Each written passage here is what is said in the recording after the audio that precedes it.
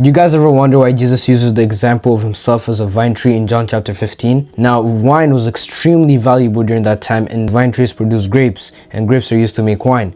So when someone had a lot of wine, when you go to weddings, you expect wine, because wine was a sign of honor and value, right? If someone has access to a lot of wine, it mostly means that they have access to money and valuable things. So wine symbolizes honor and value during that time. People, kings, governors, leaders, all these kinds of people used to drink wine a lot, which means it symbolized something with value to people, right? So I was just wondering, like, when else is wine mentioned in the Bible? Now in John chapter 2, Jesus turns water into wine. Now symbolically, this shows us that we were once water.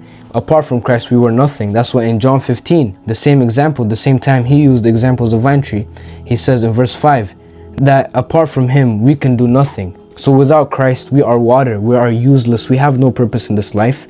Because if we try to live life on our own, if we try to live life with our own purpose, we can never find it. Because Christ is the only peace in this world. Right? Jesus is the only source of peace. He's the only one that gives us comfort in this world. You can never find lasting eternal peace in this world, because everything here in this world is all temporarily and only brings temporarily pleasures and peace. So you might think that money will buy you happiness and joy, but once you receive it, you always long for more.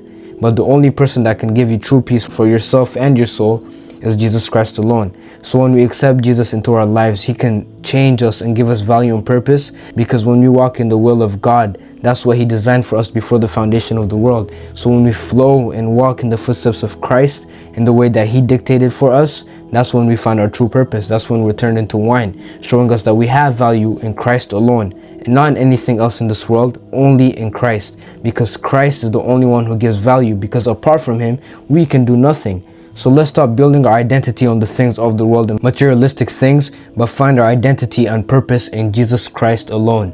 Let's stop seeking materialistic things more than Christ. Remember who your identity is. It's only in Jesus Christ alone, because apart from him, we are nothing. So stop basing your identity in titles, or how many followers you have, or how many people you can talk to, how many boys and girls you're talking to. Let your identity be in Jesus Christ alone, not in any possession that you have in this world. And that's my message for y'all.